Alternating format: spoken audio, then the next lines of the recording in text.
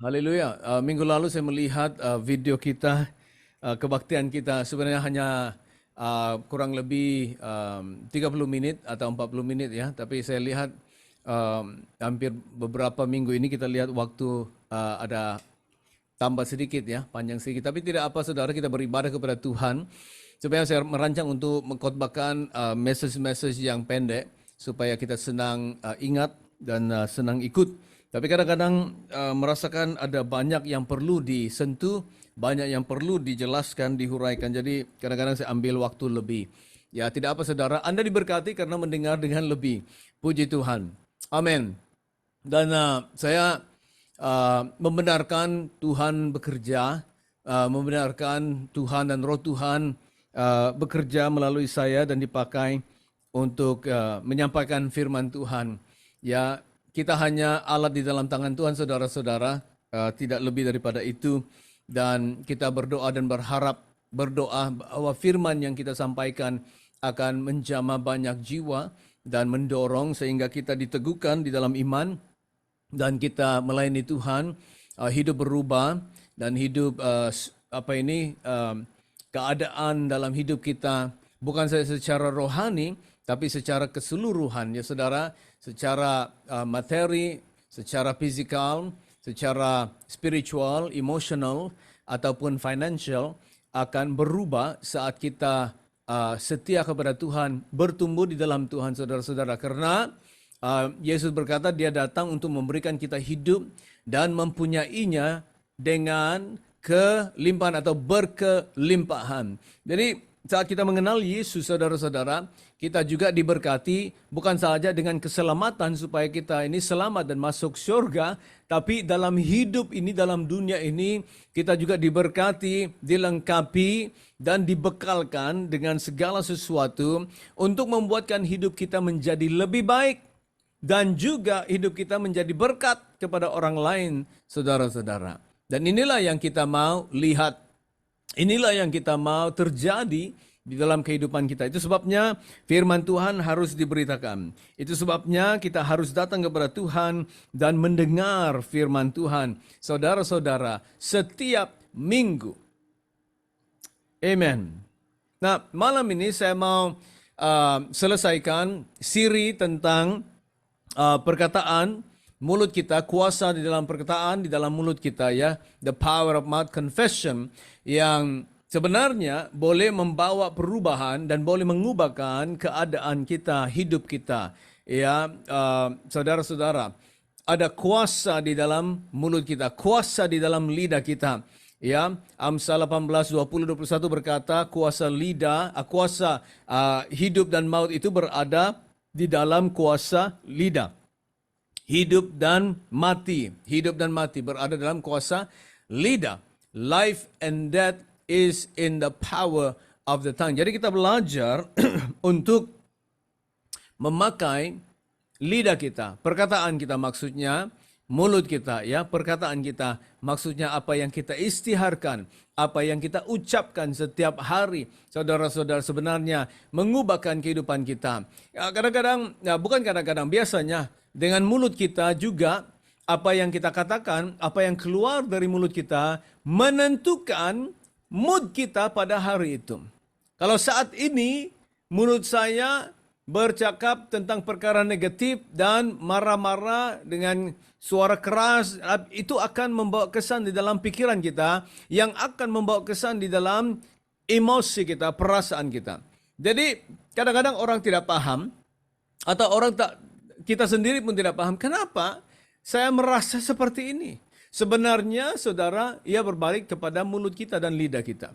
Tapi kalau kita mulakan dengan perkataan yang baik, mulakan dengan kata-kata yang mendorong, kata-kata yang baik, kita juga akan dipenuhi dengan suatu perasaan yang baik. Perasaan sukacita, perasaan confident, perasaan yang penuh dengan damai, ketenangan, ya, karena dengan perkataan mulut. Jadi ada kuasa di dalam perkataan kita, dalam mulut kita. Contohnya kalau kita masuk di dalam satu ruangan atau dalam rumah kita, ya, sebelum kita masuk, orang-orang di sana bercerita dengan mereka ketawa, sukacita, senang hati ya karena mereka berkumpul barangkali mungkin dalam keluarga kah atau tim kah atau apapun ya. Tapi tiba-tiba kita masuk lalu kita sebutkan suatu perkataan yang mungkin berunsur kekerasan atau ada kemarahan. Suasana di tempat itu akan serta-merta berubah. Betul ya, saudara? Jadi ada kuasa di dalam lidah. Ada kuasa di dalam perkataan. Sebenarnya mulut kita ini sangat berkuasa sekali. Itulah di dalam firman Tuhan kita melihat di mana firman Tuhan diberitakan. Hamba-hamba Tuhan, nabi-nabi Tuhan memberitakan firman Tuhan. Mulut mereka sentiasa berkata-kata menyampaikan firman Tuhan. Ya, ada kuasa. Dan kuasa di dalam mulut mereka karena firman Tuhan itu mengubahkan suasana, mengubahkan keadaan, mengubahkan kehidupan, mengubahkan suatu kota, mengubahkan suatu bangsa, mengubahkan masa depan karena mereka profetik. Dan apa yang mereka sampaikan itu membawa satu kesan yang luar biasa. Sama seperti kita hari ini sebagai gereja Tuhan, sebagai orang Kristen. Hidup kita begitu terkesan dengan nubuatan-nubuatan firman Tuhan. Katanya pada akhir zaman Tuhan akan mencurahkan Roh Kudus-Nya kepada semua orang. Dan itu pun membawa kesan dalam hidup kita. Kita hidup di dalam antisipasi, kita hidup dengan pengharapan, keyakinan bahwa itu akan terjadi dalam kehidupan kita. Ya, luar biasa. Contohnya tentang akhir zaman. Kita melihat firman Tuhan disampaikan, diberitakan, diucapkan apa yang akan terjadi di akhir zaman. Jadi hidup kita sebagai orang Kristen, kita yang tahu rencana Tuhan, kita yang tahu firman Tuhan, mengarahkan hidup kita dan menjalani hidup kita, menghidupi kehidupan kita menurut apa yang disampaikan firman Tuhan. Ada kuasa di dalam perkataan. Apalagi dalam firman Tuhan. Malam ini saya akan sentuh sedikit saudara-saudara dengan waktu yang kita ada dari Markus 11. Jadi kalau ada Alkitab, kita lihat di dalam Markus 11 ayat 13, 14 kita mulakan. Dan kita akan sambung di ayat 20 hingga 24. Malam ini saya mau berbicara tentang kuasa perkataan yang penuh iman. Kita harus belajar untuk mengucapkan kata-kata ataupun mendeklarasi kata-kata yang penuh dengan iman daripada kata-kata yang penuh negatif, kurang percaya, kurang yakin. Perkataan yang kasar, perkataan yang buruk, perkataan yang membuatkan orang patah hati, orang akan kecewa, sama ada dalam rumah tangga atau anak-anak, ataupun di tim kita, di company kita, mungkin di sekolah, tempat pekerjaan, atau di mana saja saudara. Setiap hari, daripada kita mengucapkan atau memakai mulut lidah kita ini dengan perkataan-perkataan yang tidak menguntungkan. Kita pakai perkataan kita dan kita penuhi mulut kita dengan perkataan-perkataan yang penuh iman dan percaya. Haleluya. Katakan amin. Speak faith-filled words that will build, that will change your destiny, your situation, your life. Haleluya. Anak-anak kita saudara, kita boleh mengubahkan masa depan mereka ataupun karakter mereka, hidup mereka dengan perkataan kita yang kita ucapkan kepada mereka. Banyak kita biasa karena kita membesar di suatu suasana, di suatu kampung, di suatu desa. Jadi kita biasa dengan cara hidup seperti itu ya. Kita suka menengking, kita suka panggil anak-anak kita dengan perkataan-perkataan yang tidak baik atau nama-nama yang begitu aneh-aneh. Dan kita kurang tahu bahwa itu membawa suatu kesan di dalam hidup mereka. Ya. Dalam Markus 11, 13, 14. Dan dari jauh Yesus ia melihat pohon ara yang sudah berdaun. Ia mendekatinya untuk melihat kalau-kalau ia mendapat apa-apa pada pohon itu. Tetapi waktu ia tiba di situ, ia tidak mendapat apa-apa selain daun-daun saja. Sebab memang bukan musim buah ara. Jadi tak boleh disalahkanlah pohon ara itu. Yesus melihat penuh dengan daun, sehat, cantik pokok dia, jadi Yesus mendekatinya. Dan kalau dia mendapat buah yang boleh dipetiknya, dimakannya, mungkin Yesus lapar. Jadi dia mengharapkan dapat petik buah dari pohon ara untuk dia makan. Tapi katanya di sini memang bukan musim buah ara. Jadi tidak boleh disalahkan pohon ara itu yang tak dapat memberikan Yesus apa-apa, karena memang pun bukan musim buah ara. Bukan musim. Tapi apa yang terjadi ayat 14, maka kata Yesus pada pohon itu. Yesus berkata kepada pohon itu, jangan lagi seorang pun makan buahmu selama-lamanya, dan murid-muridnya pun mendengarnya. Saudara, sini kita tidak tahu karena tidak disebutkan di dalam firman Alkitab ini, apa reaksi Yesus setelah dia tidak mendapat apa-apa dari pohon ara, tapi dia mengutuki pohon ara itu. Dia berkata kepada pohon ara itu supaya jangan ada orang makan daripada buahnya dan dia akan mati sebenarnya. Seolah-olah Yesus berkata kepada pohon ara itu, lebih baik kamu mati saja karena kamu tidak menghasilkan buah. Nah, kita tidak tahu sama ada Yesus kecewa, Yesus marah, ya. Tapi seolah-olahnya Yesus sengajakan melakukan hal ini karena dengan perkataan yang kita baca, dan murid-muridnya pun mendengarnya. Jadi seolah-olah Yesus melakukan itu karena dia mau mengajar sesuatu kepada murid-muridnya. Jadi dia ada tujuan, ada point yang Yesus mau sampaikan kepada murid-muridnya. Jadi kita tidak tahu karena memang bukan musim buah ara, dan kita tidak tahu sama ada Yesus marah, kecewa karena dia tidak dapat makan apa-apa dari pohon itu. Tapi dia mengutuki pohon itu untuk mati. Dan murid-muridnya mendengar.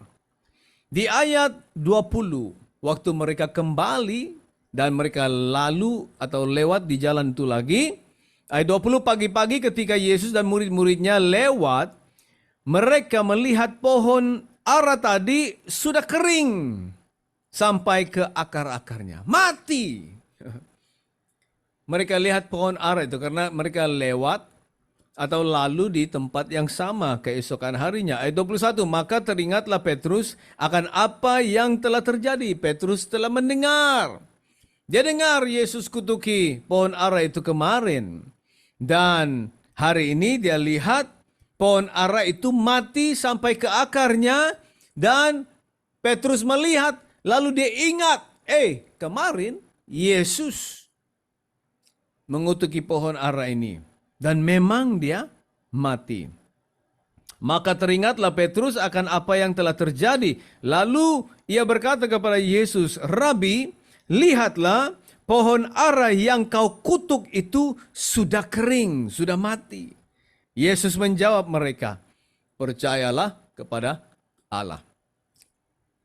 Maksudnya Yesus mengajar mereka, kalau mengatakan sesuatu, mendoakan sesuatu, memerintahkan sesuatu, harus percaya kepada Allah. Dalam bahasa Inggris ada terjemahan dia, kalau kita pergi kepada bahasa asal, bahasa Yunani, di dalam bahasa Inggris katanya,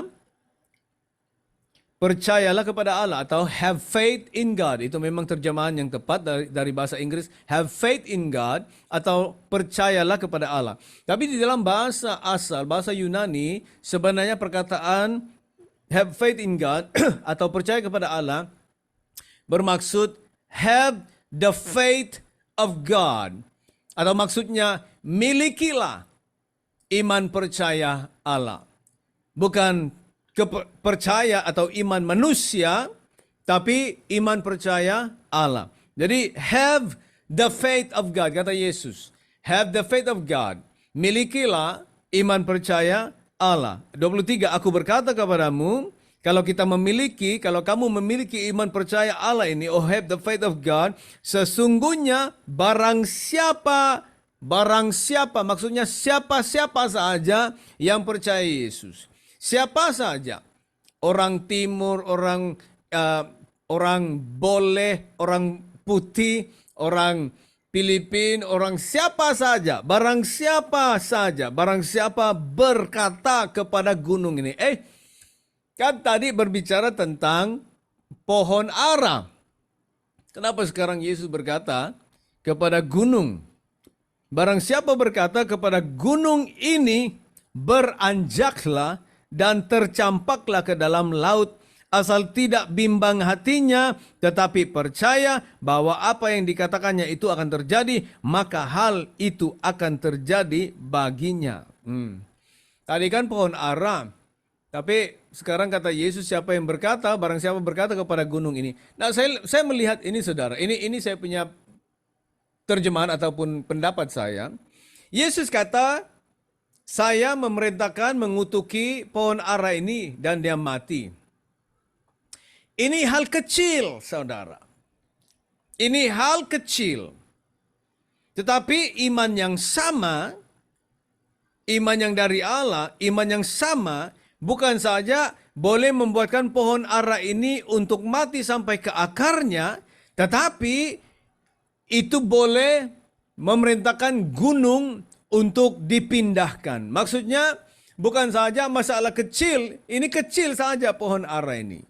Tetapi kalau kita berbicara tentang hal yang besar, masalah yang besar, pergumulan yang besar, sesuatu yang mustahil, itu akan berganjak. Haleluya. Amin. Barang siapa berkata kepada gunung ini, beranjaklah, tercampaklah ke dalam laut, asal tidak bimbang hatinya, tidak mendua hatinya. Do not doubt in his heart, tetapi percaya bahwa apa yang dikatakannya. Oke.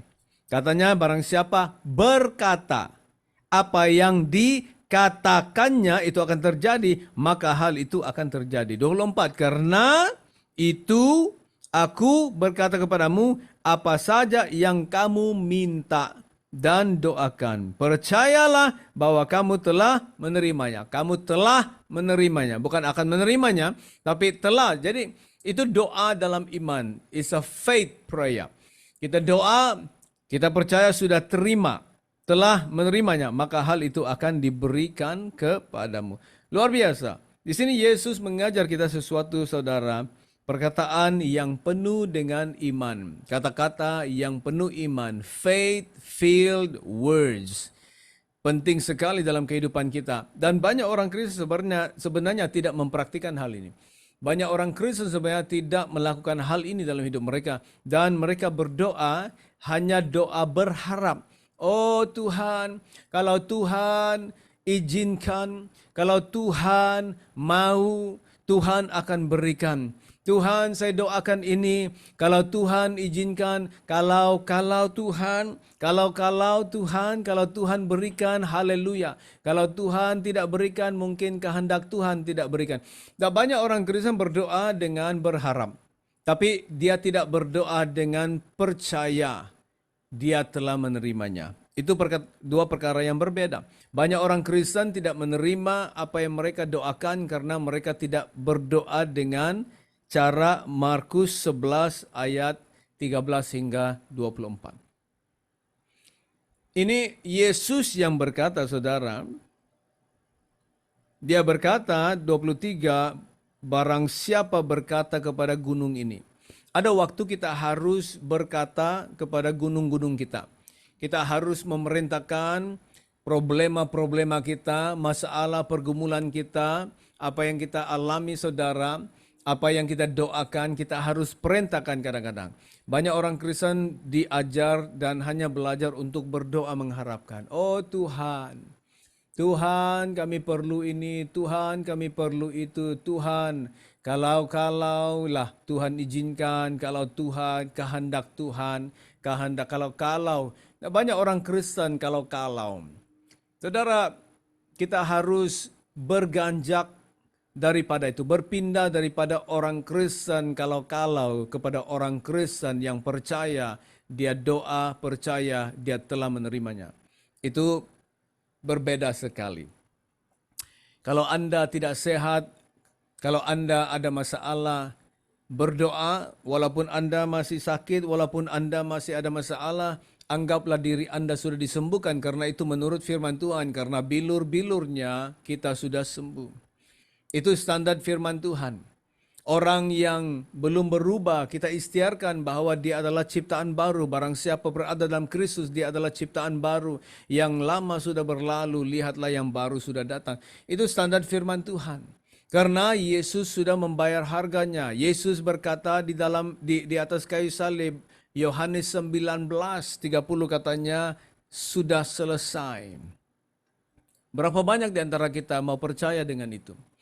Berapa banyak di antara kita yang mau hidup di dalam dimensi itu? Sudah selesai, maksudnya Tuhan Yesus sudah membayar semua, sudah lunas semuanya.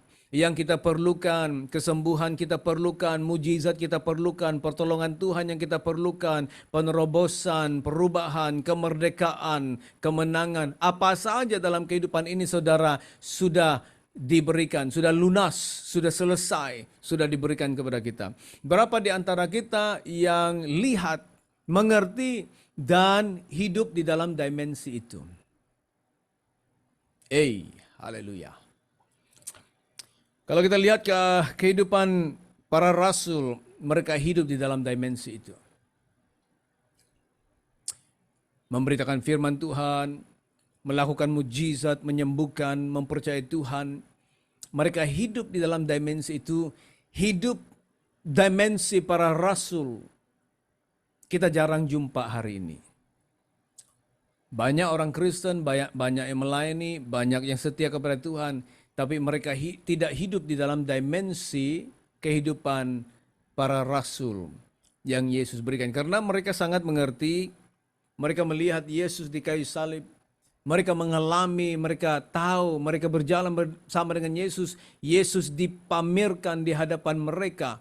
Dan mereka mengerti rencana Tuhan. Dan mereka hidup di dalamnya. Dan apa yang mereka alami, apa yang mereka terima, itulah yang mereka percaya, itulah hasil yang mereka ada. Hari ini seperti begitu susah sekali. Banyak orang Kristen tidak mengalami kehidupan dimensi di tempat ini. Ada waktu kita harus mengistiarkan, memerintahkan, to command in the name of Jesus. Jesus said, if you speak to your mountain, say, whosoever shall say to this mountain, be removed and be cast into the sea. Beranjaklah dan dicampakkan ke dalam laut. Itu akan terjadi kalau kita tidak mendua hati. Berapa di antara kita saudara mau percaya? Oh, datang gereja tidak susah. Pergi beribadah tidak susah. Menyanyi dalam gereja, memuji Tuhan, menyembah Tuhan tidak susah. Menari rebana tidak susah. Main musik tak susah. Tapi hidup percaya kepada Tuhan, banyak orang Kristen tak buat. Banyak orang Kristen kalau dia baca Markus 11 ini, dia berkata, oh ya, wah luar biasa Yesus. Dia mengutuki pohon itu dan mati. Wah luar biasa Yesus. Tapi di sini sebenarnya Yesus mau mengajar murid-muridnya dan termasuk kita. Karena katanya waktu Yesus mengutuki pohon ara itu, murid-murid mendengarnya. Murid-muridnya mendengar. Maksudnya Yesus sengajakan untuk kutuki pohon itu.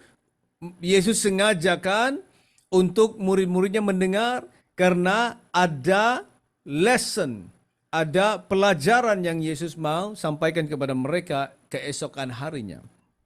Dan keesokan harinya inilah yang dikatakan Yesus. Bukan pohon ara saja, tapi gunung-gunung dalam hidupmu. Kalau Anda perintahkan.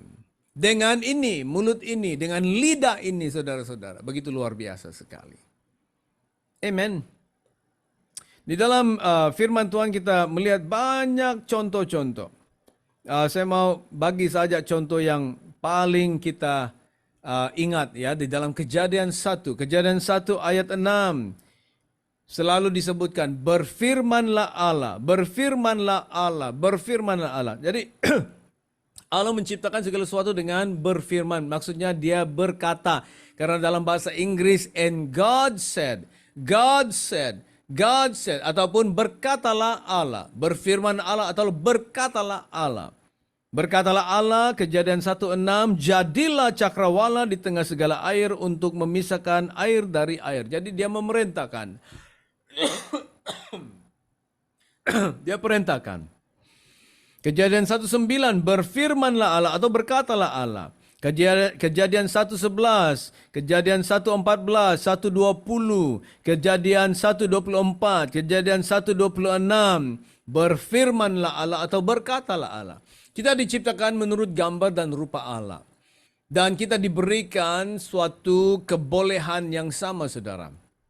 Itu dalam firman Tuhan kita melihat hal-hal ini. Saat orang Israel bersumpah, saat Israel berjanji, mereka akan melakukannya. Mereka akan tepati janji mereka karena mereka percaya bagaimana seriusnya untuk berjanji dengan Tuhan. Haleluya. Saudara, kita pakai apa yang Tuhan berikan kepada kita. Berbicara tentang Abraham dalam Kejadian 17. Kejadian 17 ayat 5. Karena itu kata Tuhan kepada Abraham, karena itu namamu bukan lagi Abram, melainkan Abraham. Karena engkau telah kutetapkan menjadi bapa sejumlah besar bangsa. Abram bermaksud exalted father ataupun bapa yang dihormati, bapa yang ditinggikan, exalted father. Bapa yang besar, bapa yang ditinggikan. Itu maksudnya Abram. Tetapi Abraham, ini terjemahan dia diberikan di sini, maksudnya kutetapkan menjadi bapa sejumlah besar bangsa. Maksudnya bapa segala bangsa, bapa segala bangsa, bapa banyak orang. Abraham. Waktu ini Abraham belum ada anak lagi. Belum ada anak. Tapi Tuhan menjanjikan dia untuk memberikan dia seorang anak dan untuk menamakan dia Ishak atau Isaac. Jadi untuk iman itu timbul supaya percaya janji Tuhan itu akan terjadi, Tuhan ubah nama dia kepada Abraham. Karena Tuhan kata, engkau akan mendapat satu anak.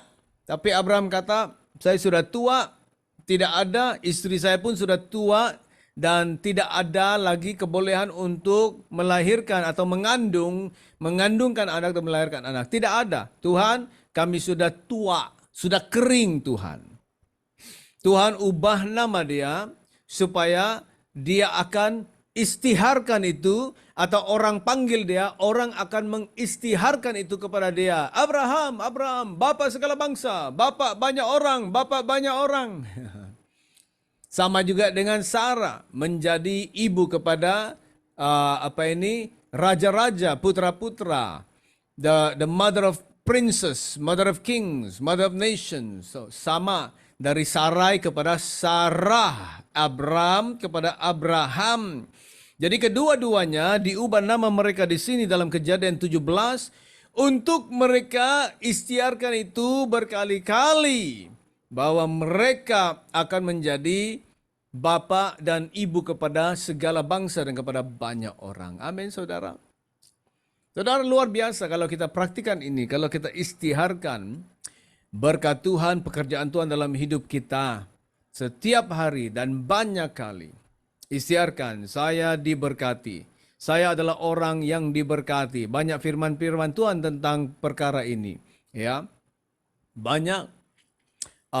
Dalam Mazmur 68 ayat 19 katanya Tuhan akan memberkati orang-orang yang benar. Ya, Dia akan memberkati. The Lord will bless the righteous. With favor you will compass him as with a shield. Dia akan memberkati. Jadi banyak firman Tuhan yang kita boleh pakai untuk berdoa. Saya adalah diberkati. Terima kasih Tuhan karena saya diberkati. Saya bertambah. Saya akan menjadi lebih besar. Tuhan terima kasih. Saya akan hidup dalam kemakmuran, kelimpahan. Terima kasih Bapa. Saya istiarkan kelimpahan, berkat. Ya Pak, kadang-kadang pikiran kita sendiri berkata, kita ini macam orang bodoh ya berkata seperti itu. Bukan saudara, itu dari firman Tuhan.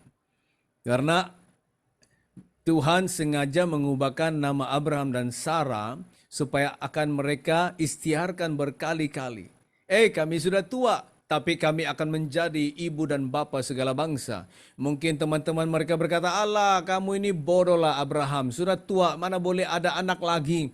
Lupakanlah, tidak ada harapan lah. Mustahil lah. Tapi Abraham kata, tidak. Nama saya Abraham, bapa segala bangsa. Saya akan mempunyai banyak anak-anak. Banyak raja-raja, putra-putra akan lahir daripadaku. Abraham berkata, diistiarkan. Orang panggilnya nama dia Abraham, Abraham, bapa segala bangsa, bapa banyak orang. Sarai, Sarah, Sarah. Ya, ibu kepada banyak bangsa, ibu kepada banyak bangsa. Mungkin mereka ketawa juga dengan menyebut nama dia. Tapi berhasil dan terjadi di dalam kehidupan mereka. Ada tujuan kenapa Yesus mengajar kita hal ini dalam Markus 11. Saudara, belajarlah, mulalah hari ini. Mulalah istiarkan berkat kepada dirimu sendiri, kepada istrimu, kepada suamimu, kepada anak-anakmu, cucu-cucumu. Berkati mereka, istiarkan berkat rumah tanggamu. Mungkin rumah tanggamu tidak elok, rumah tanggamu porak-poranda, mungkin rumah tanggamu hubungan suami istri ada masalah, tapi istiarkan. Saya percaya Tuhan kami baik. Ada pemulihan, ada berkat dalam rumah tangga. Hidup kami akan hidup dengan kedamaian, ketenangan, sukacita ya Bapa. Tidak ada pertengkaran, tidak ada gaduh-gaduh. Saya istiarkan Bapa. Ya, suami saya akan mendapat kekuatan. Istri saya akan menjadi sehat dan kuat. Anak-anak saya akan diberkati, mendapat pekerjaan yang baik. Akan habis sekolah. Istiarkan, saudara. Mungkin orang pikir kita bodoh. Mungkin kita sendiri karena kalau kita istiarkan pikiran kita berkata, macam tak waras, macam tidak betul. Tapi ini dalam firman Tuhan saudara. Percayalah. Percayalah. Saya di dalam ministry banyak kali saya lakukan ini. Untuk mendapatkan gereja di Ipoh, saya juga istiarkan. Kita akan ada gereja, begini gerejanya, warna langsirnya pun saya sudah berada di dalam imajinasi saya istiarkan. Terima kasih Tuhan. Terima kasih untuk kerusi-kerusi, terima kasih untuk karpet, terima kasih untuk aircon, terima kasih Tuhan untuk perlengkapan alat musik apa semua, terima kasih karena keuangan, terima kasih jemaat-jemaat yang datang ya Tuhan, terima kasih kita istiharkan, istiharkan, istiharkan, istiharkan. Hari ini kita ada gereja di Ipoh, akan terjadi. Amin. Amin. Mungkin Anda yang belum ada anak, ya mungkin dokter bilang kamu mandul, ada masalah rahim, ada masalah apa saja, tidak mendapat anak. Saudara istiarkan, istriku akan mengandung, istriku akan melahirkan, kami sehat, hubungan kami sehat. Bapa, Engkau akan memberkati, kami akan memiliki, kami akan mempunyai anak-anak. Istiharkan saudara, tidak ada mustahil bagi Tuhan. Amen. Keadaan ekonomi keluarga, keuangan, istiharkan saudara, istiharkan bisnis Anda, istiharkan berkati, istiharkan saudara. Percaya, karena Yesus berkata barang siapa berkata kepada gunung ini berganjaklah, itu akan terjadi katanya. Amen. Saya akan baca lagi sekali. Di ayat 22, Yesus menjawab mereka, percayalah kepada Allah atau milikilah iman yang dari Allah. Aku berkata kepadamu, sesungguhnya barang siapa berkata kepada gunung ini beranjaklah dan tercampaklah ke dalam laut, asal tidak bimbang hatinya tetapi percaya bahwa apa yang dikatakannya itu akan terjadi, maka hal itu akan terjadi baginya. Ini perkataan Yesus. Bukan perkataan saya, bukan perkataan siapa. Ini perkataan Yesus. Karena Dia yang mengatakan, kita percaya. Praktikan saudara, dan saya percaya ini akan memberkati hidup Anda. Amin. Amin. Mari kita berdoa. Terima kasih Bapa, pelajaran malam ini mendorong kami Ada waktu dalam hidup kami belajar untuk mengistiarkan, mendeklarasikan, memerintahkan seperti apa yang Yesus ajar. Bukan saja pohon-pohon ara atau hal-hal yang kecil, tetapi malah gunung-gunung, masalah yang besar dalam hidup kami. Saat kami memerintahkannya, akan beranjak. Terima kasih Bapak. Saya berdoa firman Tuhan ini akan menghasilkan buah dalam kehidupan kami dan kami akan melihat kuasa Tuhan. Kami akan melihat mujizat akan terjadi saat kami hidup mempraktikannya. Terima kasih Bapa. Dalam nama Yesus saya berdoa. Amin dan amin. Saudara pergilah praktikan hal ini. Kita sama-sama praktikan dan melihat. Kalau ada kesaksian Anda tentang hal ini terjadi, sila messagekan dengan kita saudara. Mari kita muliakan Tuhan karena firman Tuhan itu adalah benar, ya. Jadi shalom, selamat malam dan Tuhan memberkati. Kita akan berjumpa minggu depan. Shalom. Amin.